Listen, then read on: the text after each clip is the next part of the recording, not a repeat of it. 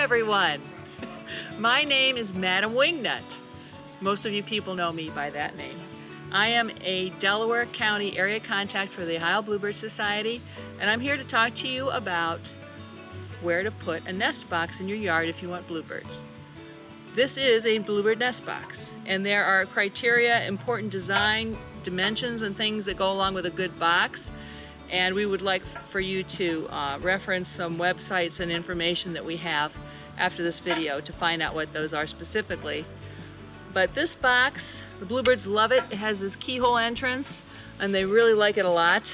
And where this box is sited is very important. When you're looking in your yard, most people want to put the nest box in their backyard, which is a good place generally. But you want the most open area of your yard, and hopefully with a solitary tree nearby for the bluebirds to fledge to, and for the male to use as a sentry post. In my yard here, this box, or a box at this location, has been here for the last 18 years. And in the last 5 years, this box has fledged 55 bluebirds. So that's in 5 years' time, so that's pretty impressive. They will have 2 or 3 broods a season.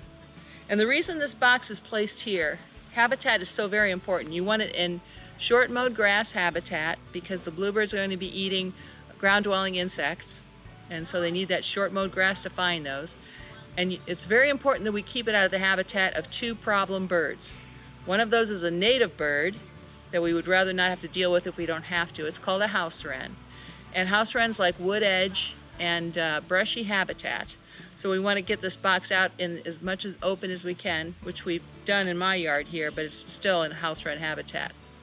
And then the other bird, which is a non-native competitor, is the house sparrow. House sparrows love being near people houses. So as you can see with this box, I've sited it midway between my house and the woods. That's the best I can do, and it's worked really well for me. Another thing that's very important is that we protect the young from climbing predators.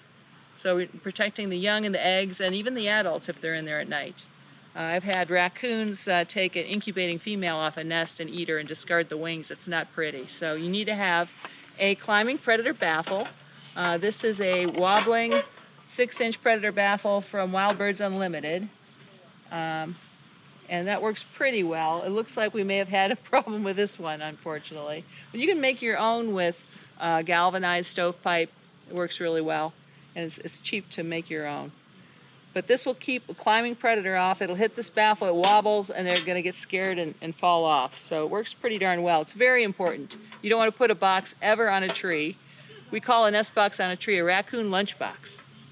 That's what we call that. Because they will find it eventually. Maybe not the first year or the second, but they will. And when they do, they will hit all your boxes if you have more than one. So we want to keep them safe. So baffle, important. Now the bluebird will lay 1 egg per day in the morning generally, and she makes a nest usually out of either soft white pine needles or dried grasses. Now the bluebird that I have here has made a nest out of soft white pine needles. And let's look inside. So this was kind of a quick nest, and I actually, because it's late in the season, and she has 1 blue egg in there. So you can expect a bluebird to lay 1 egg one day, another egg the next day, and she'll lay 1 egg a day in the morning until she completes her clutch, and then she'll start to incubate those eggs. So then that way they all hatch at the same time. So that's kind of the basics here. If you put a nest box in the right location in your yard and protect them from climbing predators, and have the right dimensions on that box, which you can find that information here on the website.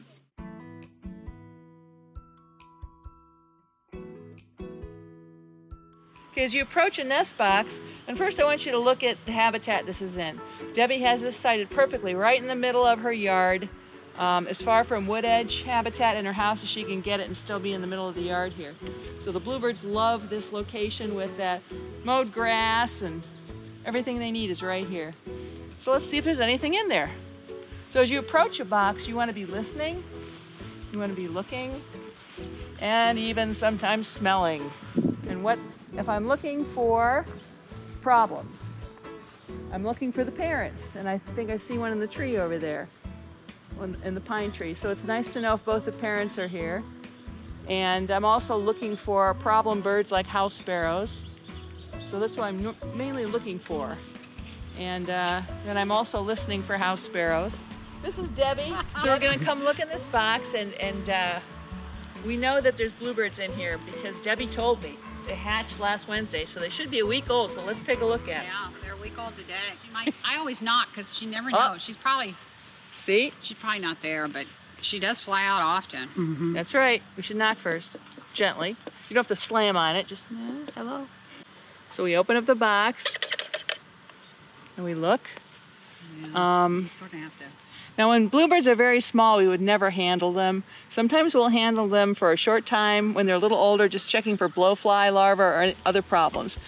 And here we are. Here's 4. I got my warty finger here. Here's 4 young bluebirds. They're a week old today. Let's make sure there's 4 in there. I see 4. So it's fine to gently tilt down a nest like this and look at them. And you want to be as uninvasive as you can be, you know. These guys look great right now. There's really no reason to handle them.